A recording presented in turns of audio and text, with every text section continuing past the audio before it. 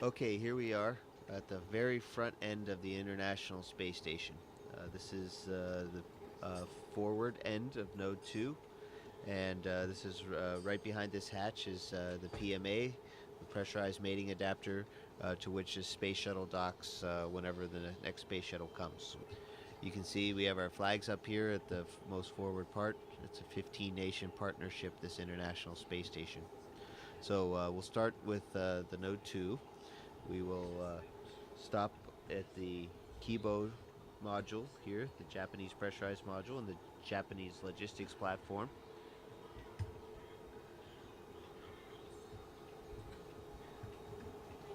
We'll stop back there in a second.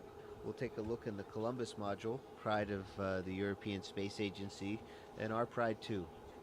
And then you can look down the stack, and you can see several other modules, and even into a little bit into the functional cargo block, the FGB, and then the service module. So it's a really big space station that we got. Welcome to Kibo. Please enjoy and relax in this brand new, the most spacious and quietest room in the ISS.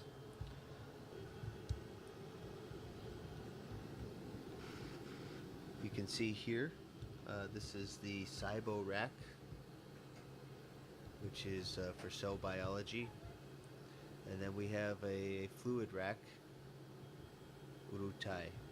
So these are the two main Japanese science racks that are up here now. There's more that are coming. Let's take a quick look out the window before it gets dark outside. We're going around the world every 90 minutes, so we get to see a lot of sunrises and sunsets. Oh my goodness, it's beautiful out there. So this is looking out the port side of the space station, and we're actually also on the front side, so front port side of the space station. And let's take a look what we can see out there. We can see the robot arm I was talking about, the GEM RMS. Those orange things are the solar arrays on the port side. And you can see we have a full set, and 15A STS-119 is going to be bringing up the last solar array on the starboard side. And take a look. There's our beautiful blue planet there. And looking at this and where we are, I'd say we're over the South Indian Ocean. You can actually see some icebergs down there. So we're actually probably between Africa and Antarctica. You can actually see the different shades of the blue water. Okay, so now fly with me. We're going to go to the Columbus module.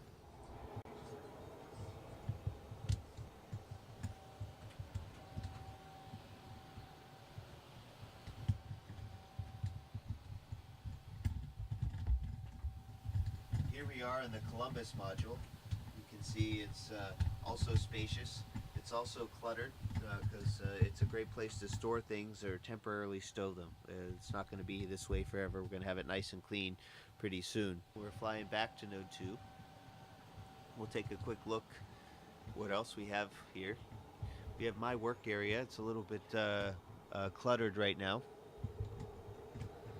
but this is kind of my desk. It doesn't sit out horizontally, but it has everything I need on it. This are my crew quarters right here. You can tell has my name on it. And in fact, I can give you a tour real quick of crew quarters. This is what it looks like inside. There's a fair amount of room. We'll get has a standard space station light on it. So now we're going into the Destiny laboratory, headed aft on the space station. And there's my crewmate, Sandy Magnus. She's getting her exercise in for today. This rack is the oxygen generation system, and we have a few too many things on this rack, and we're in the middle of cleaning it off, not to interfere, but you can see oxygen, we're making oxygen, and when we make oxygen, we're breaking down water into hydrogen and oxygen, and the oxygen comes right out here. The water we're making either comes from the condensate from the air conditioning system, the water that's in the air, or urine. So this is a really neat regenerative life support system. And now we're going to go back into one of the first modules, Node 1, which is also called Unity. This is our pond or our wall of water that's down here.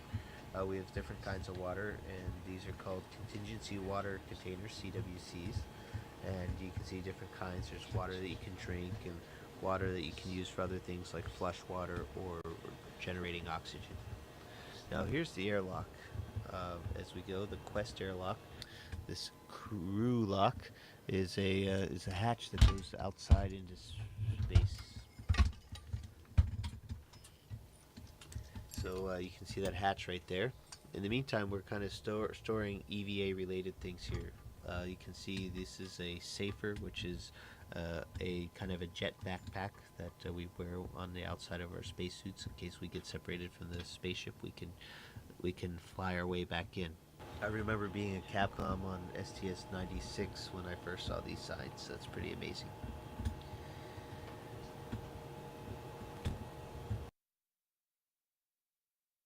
And we're floating into the Russian side of things.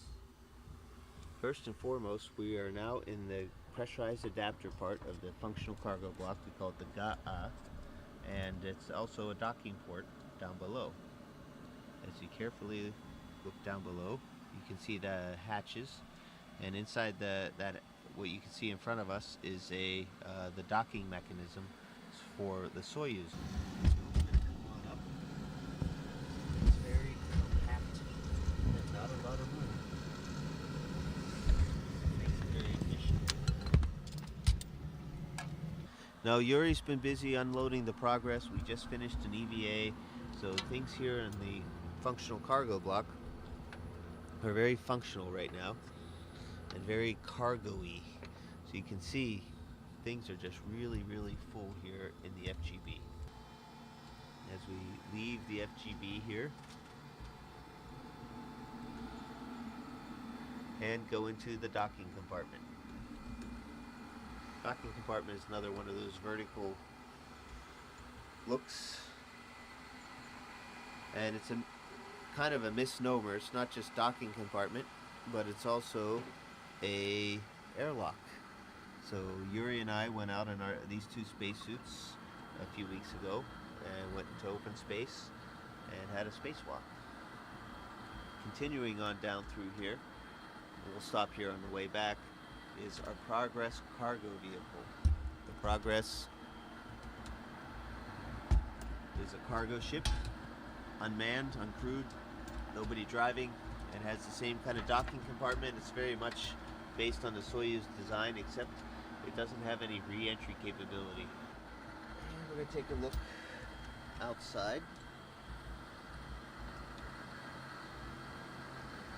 And this is the hatch that I opened up and went outside for a spacewalk, and we're looking aft on the space station. There's a ladder, some solar panels. We're looking at the service module, Zvezda, and looking at our beautiful planet Earth. Let's see if we get a nice little view here of Earth. A little small treat, because no tour of the space station would be complete without it. Last but not least, in the service module, Zvezda, which means star, it's the heart of the space station. It's where we used to have the only place where we could create oxygen and live with the carbon dioxide removal system, as well as a place to eat and sleep. There's my crewmate, Yuri Lonchikov, exercising on the treadmill with vibration isolation system, the TVIS. So this is our eating area. There's our table, and we're just getting ready for lunch. There's our water dispenser right there, Russian style, and our controller for the water dispenser. There's Yuri's room off to the side. You can see he has a sleeping bag right there hanging on the wall, and a computer right here so he can call on the telephone and write email and read books. And relax in the evenings a little bit, because we have long days up here. This is a surprise visit that you guys are paying on us today. So things aren't cleaned up, but they're real. This is exactly how we work and live in space. And that'll wrap up the tour. This is the International Space Station. A very good example of what human beings can do when we work when we work closely together.